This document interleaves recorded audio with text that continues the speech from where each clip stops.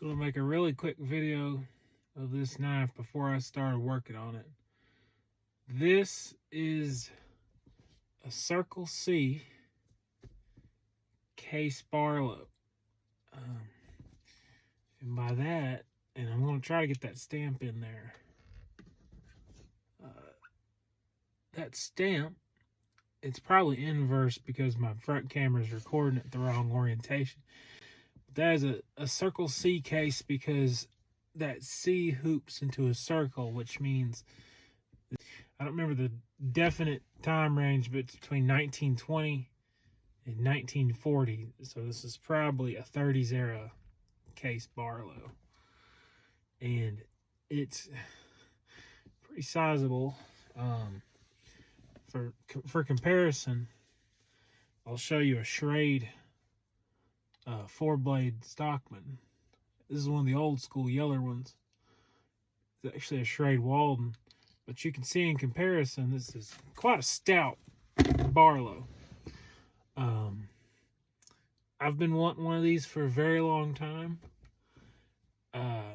It's going to require a lot of tinkering, and you can see here at some point somebody drove a nail through those two spacers to make a spring pin, and I guess when they drove it, it kinked out the end of that handle.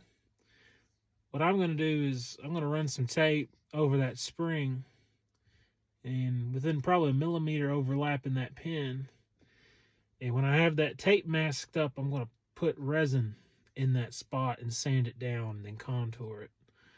But it's okay, man, for being 100 years old. It's got some slop in it. I'm going to pinch these bolsters, and then I'm going to polish the whole thing up. I've wanted a Circle C case for a very long time, but they are very expensive. I paid $80 for this because this knife is north of 100 years old. These things are scarce, so I was willing to pay that because in new condition they're hundreds of dollars. But I can clean this up pretty good and try to carry it, or I might put it up. I don't know. I really don't collect anything that I can't personally carry, so we'll see. The next video you're gonna see is this thing complete, and hope it turns out good. So I've polished this knife up a little bit, and I got it to a carry polish. I didn't make it an impeccable polish, and I'd say that's for a couple of reasons. One, this bolster and this blade are both carbon steel. They're just gonna scale up anyway. And two, I'm gonna be carrying this knife in my pockets with car keys and change and whatever I got, so it's pretty good. I used Mother's aluminum metal polish and just hand rubbed it. And for these scales, I took 400 grit paper on a foam block and I just sanded them flush. This is actually that same nail that was there, and it mushroomed out, right? You saw that in the other video. It was mushroomed out, but it wasn't actually connected to the handle, so it wasn't providing any stability at all. So I cut it down probably, I guess, to a 1/16 of an inch, and it was the same on the other side too. And I was able to just pin both of those flat, and when I went to sand these handles down, I was able to get them all flush. I peened every pin on this handle before I ground them down, so that seems to have taken up a lot of the slack. I did a couple clever things to get the rust out of that pivot and that bolster. So, being that this is iron, you can use distilled white vinegar, and it has a chemical reaction that separates the rust from the metal. So I took a shot glass worth of about this high.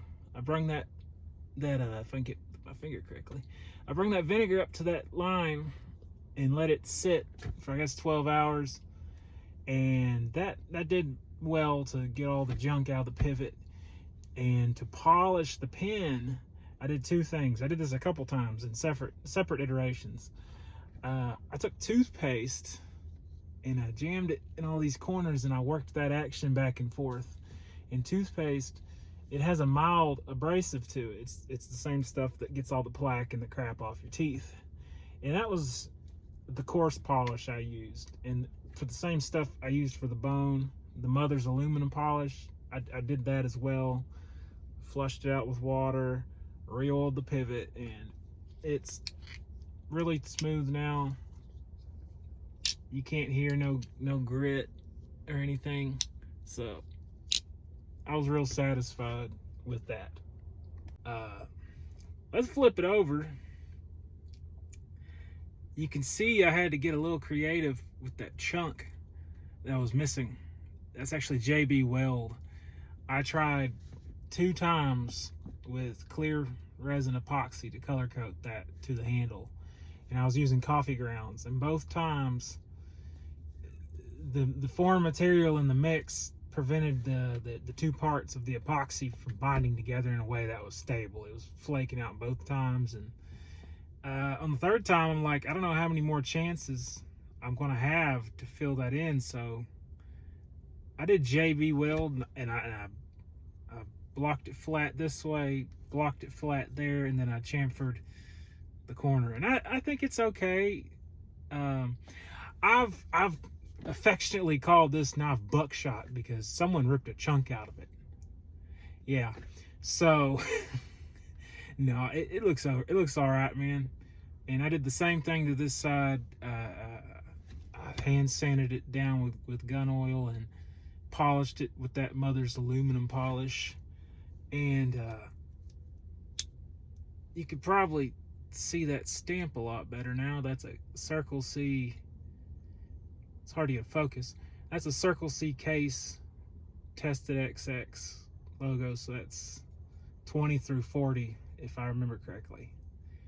And I put a good edge on it, and I gave it a little sharpening notch there. There you go. You can see that stamp real good right there. A lot of pitting on those bolsters. There wasn't much I could do about that. So on the blade too, it's just 100 years old. This thing predates the Second World War, so it's ancient. And let's look at that back.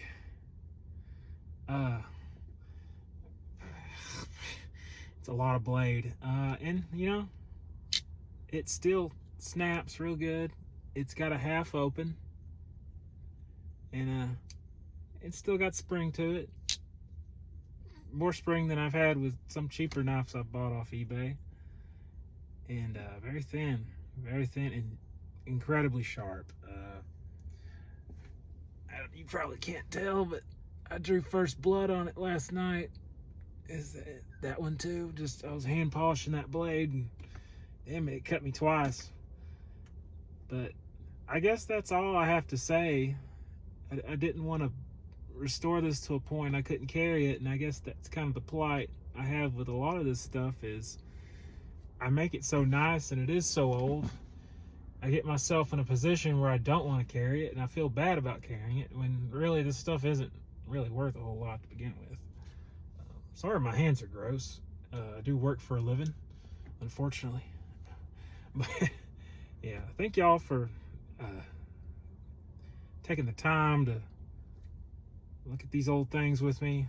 I'll open it up one more time for whatever reason. And yeah, 1930 Circle C case. Not a lot of these left. God bless y'all.